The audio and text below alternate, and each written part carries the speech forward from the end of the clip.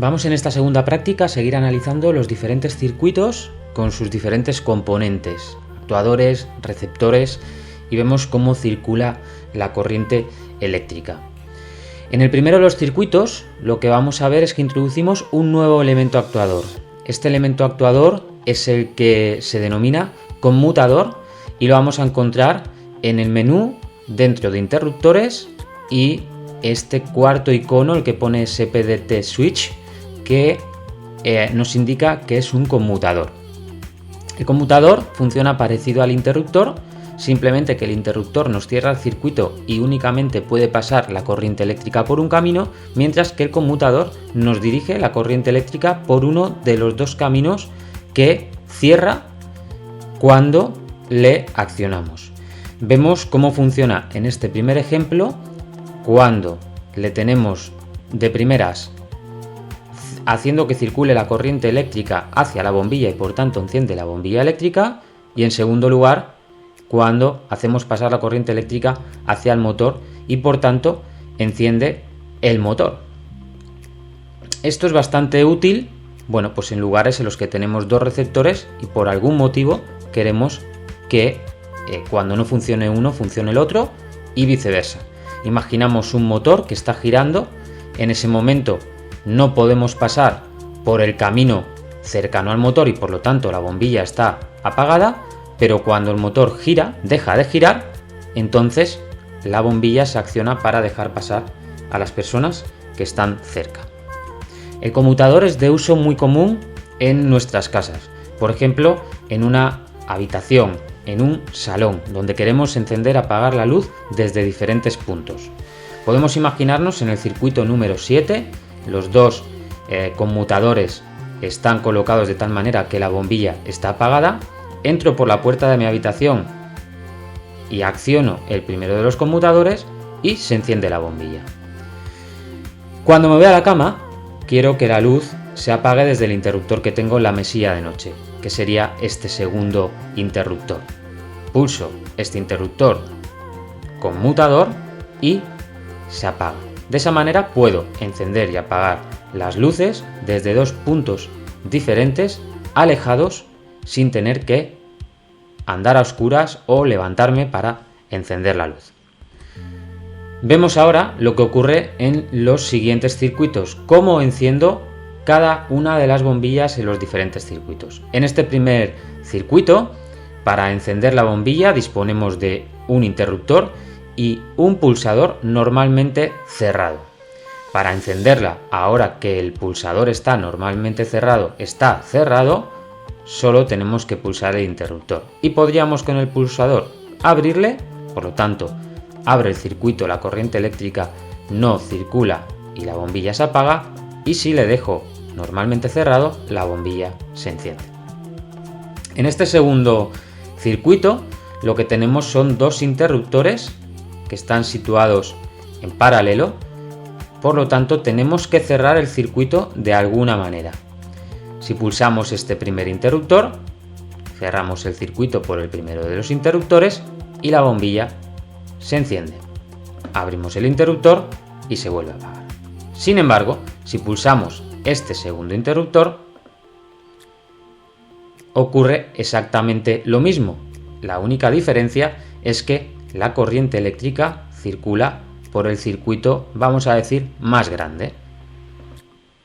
Vemos por tanto que con cualquiera de los interruptores cerrado de forma independiente, la bombilla luce.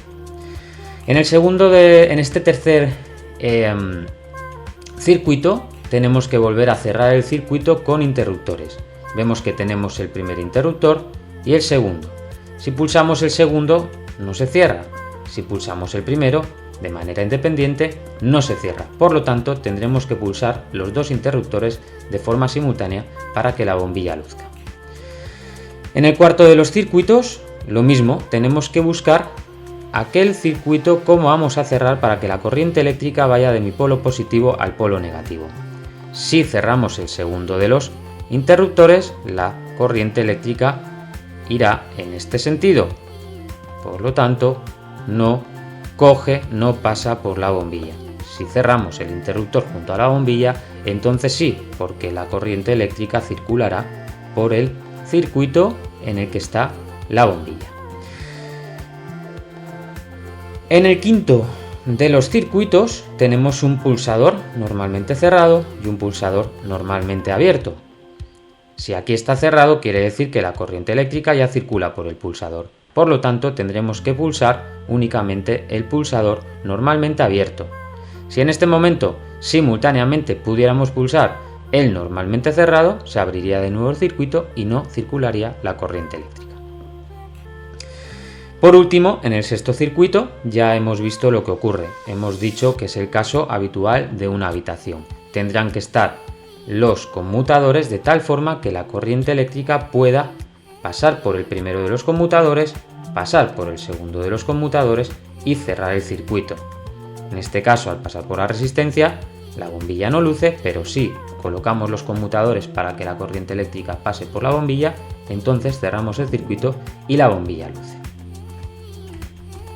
En el siguiente circuito lo que vamos a analizar es cómo hacer para que luzca la bombilla, cómo hacer para que suene el zumbador y cómo hacer para que ocurran las dos cosas. Si ya aplicamos lo que hemos visto en los anteriores circuitos, para que luzca la bombilla pulsaremos el primero de los pulsadores, si es de forma independiente le volvemos a abrir, para que suene el zumbador pulsamos el segundo de los interruptores, vemos que el zumbador se activa y suena, y para que estén de manera simultánea encendida la bombilla y suene el zumbador tenemos que activar los dos interruptores. Repasamos ahora los circuitos en serie y circuitos en paralelo. El circuito en serie es aquel en el que los receptores se conectan uno tras otro a lo largo del mismo conductor. Mientras que en los circuitos en paralelo, el conductor principal se bifurca en tantas bifurcaciones como receptores. En serie lo podemos identificar porque vamos siguiendo la línea y nos vamos encontrando los receptores, y en paralelo porque vemos líneas paralelas para cada uno de los receptores. ¿Cuáles son las dos principales diferencias? Pues primero, podemos analizar cuando los receptores son bombillas qué ocurre con la iluminación, y vemos que si cerramos el interruptor, la iluminación es pequeña, no se ilumina toda la bombilla. ¿Por qué ocurre esto? Porque los 10 voltios podemos ver cómo se reparten entre todas las bombillas. Aquí llegan 10 voltios, salen 6,67, es decir, ha consumido un tercio del voltaje. Aquí llegan 6,67 y salen 3,33, es decir, otros 3,33 voltios, y aquí solo nos quedan 3,33, es decir, que cada bombilla consume un tercio del voltaje que le llega. ¿Qué ocurre en las bombillas cuando están en paralelo? Que todas lucen a máxima intensidad, porque todas reciben 9 voltios. Ahí vemos cómo nos marca el voltaje. La otra principal diferencia o principal ventaja del paralelo con respecto al serie es qué ocurre cuando, en este caso, una de las bombillas se estropea. Vamos a ver. Utilizamos con nuestra herramienta del cocodrilo, cortamos parte del conductor y cortamos parte del conductor. ¿Qué ocurre? Comprobamos. En el circuito, la corriente eléctrica va en este sentido de giro, y cuando llega aquí vemos que hay un salto. Por lo tanto, la corriente eléctrica intuimos que no pasará. Exacto. Con esto lo que ocurre es que no luce ninguna de las bombillas. Sin embargo, en el paralelo vemos que el circuito continúa cerrado.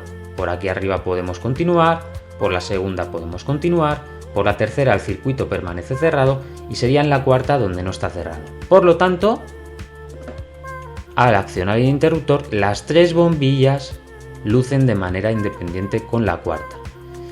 Esto, a la hora de hacer una instalación, por ejemplo, en una vivienda y tener en una habitación 4 bombillas o 4 focos halógenos, imaginémonos que es bastante común, pues lo que ocurrirá es que aunque se funda una de las bombillas, uno de los focos halógenos, el resto seguirá funcionando.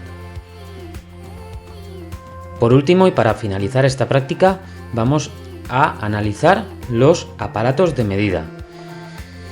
En Crocodile podemos instalar en nuestro circuito dos aparatos de medida, como son el voltímetro, representado por la circunferencia y la letra V en su interior, y el amperímetro, representado por la circunferencia y la letra A en su interior.